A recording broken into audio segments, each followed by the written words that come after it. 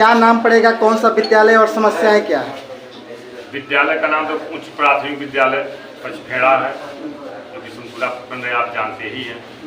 समस्या क्या है? समस्या शिक्षा का था, आप देख ही रहे हैं। केवल ये समस्या इसी विद्यालय का नहीं है, हर प्राथमिक विद्यालय को आप देखते होंगे। निश्चित रूप से आप लोग ग्रामीण परिवेश के लग रहे हैं तो आप देख रहे होंगे समस्या अनोखा नहीं है, लेकिन हम लोगों को दिखा कि ये बहुत वाजिब समस्या है, तो हम लोगों ने इसके बेहतरी का प्रयास किया है और जो आपके सामने है।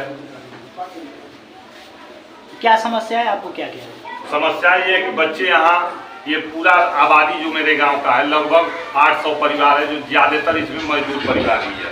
सब लोग मजदूरी करने वाले लोग हैं और ज़्यादा शिक्षा इनमें नहीं है। लेकिन उनके बच्चे, और स्कूल का इकलौता विद्यालय, कोई प्राइवेट विद्यालय मेरे गाँव में नहीं है। यहाँ 9 टीचर थे 2 महीना पहले तक, 9 टीचर थे सरकारी। लेकिन उसके बाद इस विद्यालय में छात्रों की उपस्थिति रहती थी 35-36 वास्तविक उपस्थिति, जबकि अटेंडेंस में तो कुछ ढोलमाल रहता था, 100-125 तक रहता था। और जो उपस्थित बच्चे थे उनको ककारा तक याद नहीं था, जो 8वीं में पहुंच गए। वो देख के मन द्रवित हुआ और इन बेहतरी के लिए हम लोगों ने प्रयास किया। शिक्षक लोगों से पूछा क्या समस्या है, वो समस्या बताए, शिक्षा में क्या दिक्कत है वो बताए कि बच्चों के पास कापी नहीं रहता है, पेन नहीं रहता है। तो हम लोगों ने गांव में मीटिंग रखा, जीते सोचे पैसा कहाँ से आएगा। कोई ये ना सोचे कि राजनीति की प्रोपेगेंडा है कि गांव में हर जगह का है, आप लोग जानते हैं, लोग हर चीज़ को राजनीति से जोड़ते हैं। तो जितने पूर्व प्रधान, वर्तमान प्रधान, प्रधान प्रत्याशी रहे, सारे लोगों को बुलाया गया। उनके सामने प्रस्ताव रखा गया कि चुनाव आने वाला है, आप लोग लड़ सकते हैं, तो आप लोग स्कूल पे संयुक्त रूप से काम कीजिए। बच्चों का समस्या है कापी का, इसका व्यवस्था करिए और उसके बाद जनता देखेगी आप लोगों के कामों को। आप लोग सब लोग लगिए, लोग लगे, मन से लगे। हर क्लास को अडॉप्ट किया, हर क्लास को एक लोगों ने कापी देना शुरू किया। संसाधन बढ़े।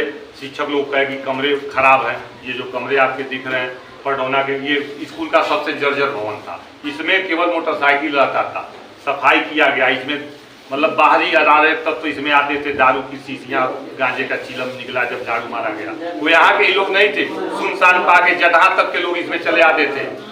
एक सुना सा कोई है नहीं, शाम को चले आते थे। कई बार मैं पकड़ा, यहाँ से लगातार चोरी होता था। हम लोगों ने सीसीटीवी कैमरा लगाया, यहाँ लगातार चोरी। यहाँ का कंप्यूटर टीचर के घर रहता था, इसलिए यहाँ चोरी हो जाएगा। हम लोगों ने जब सीसीटीवी कैमरा लगाया, सब सुरक्षित हो गया। छात्रों की संख्या बढ़ने लगी। अब क्या समस्या आया कि ऐसा बरगला दिया गया कि जैसे ये टीचर लोगों को बुरा लगा, और उसमें सारे टीचर दोषी नहीं है। जो टीचर आए उनको बरगला के लाया गया था, उसमें मात्र एक व्यक्ति है जो उनका नेतृत्व करने वाला है, ब्लॉक अध्यक्ष प्रमोद कुमार यादव, जिन्होंने सारे टीचरों को बरगला के लाके यहाँ का व्यवस्था बिगाड़ना चाहा। मैं उन शिक्षकों का को दोष नहीं देता हूँ, क्योंकि जो आए वो कह के गए कि ग्रामीणों ने बहुत अच्छा काम किया है। ये कमी न कहीं हम में है।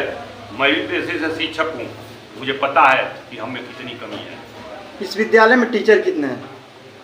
टीचर यहाँ 9 थे, लेकिन 2 टीचर चले गए वीआरपी बन के।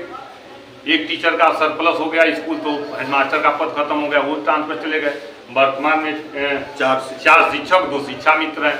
और शिक्षक की कमी थी, वो लोग बताए हेडमास्टर की, शिक्षक की कमी के नाते पढ़ाई भी बाधित हो रहा है। तो हम लोगों ने, प्रबंध समिति ने आपस में चर्चा करके 2 महिला शिक्षिका जो कि प्राइवेट बढ़िया स्कूल में पढ़ाती थी, उन लोगों को पटौना से बुलाया, रखा, हायर किया, और वो लोग भी बड़े लगन से और इस पवित्र उद्देश्य में अपना योगदान दे रहे हैं। विद्यालय में लगे कैमरों को लेके जो है कुछ तथाकथित अध्यापकों द्वारा बताया जा रहा है कैमरों को डिस्ट्रॉय किया गया है, इसमें क्या सच्चाई है? हाँ, वो जो आए थे, जो लोग प्रमोद यादव जो लेके आए थे लोगों को, उसी में बरगला के उन्होंने कैमरा का डिस्टर्ब किया, जो कि बाद में प्रधान जी की उपस्थिति में टेक्निकल उसको बुला के मैकेनिक को उसको सही करा दिया गया। वर्तमान समय में सारे कैमरे ठीक। अभी वर्तमान में कुल कितने शिक्षक विद्यालय में मौजूद हैं, कार्यरत हैं?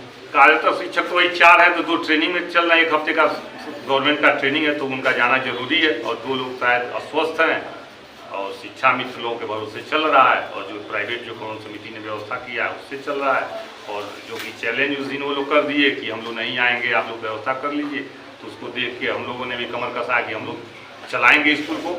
शिक्षक के गांव में बहुत शिक्षित नौजवान हैं, और प्राथमिक शिक्षा तो हम लोग दे सकते हैं। उन्हीं को देने के लिए उन लोगों के चैलेंज को मैंने भी स्वीकारा। हमें चैलेंज किए लोग कि आप आइए, तो मैं भी अपना सेवा देने के लिए स्कूल में तत्पर हूँ और परमिशन लूँगा, जिलाधिकारी से मिलूँगा और मैं भी यहाँ पढ़ाऊँ। विद्यालय का जब बुनियादी सुधार हुआ था उस समय बच्चों की संख्या कितनी थी और वर्तमान में कितनी है?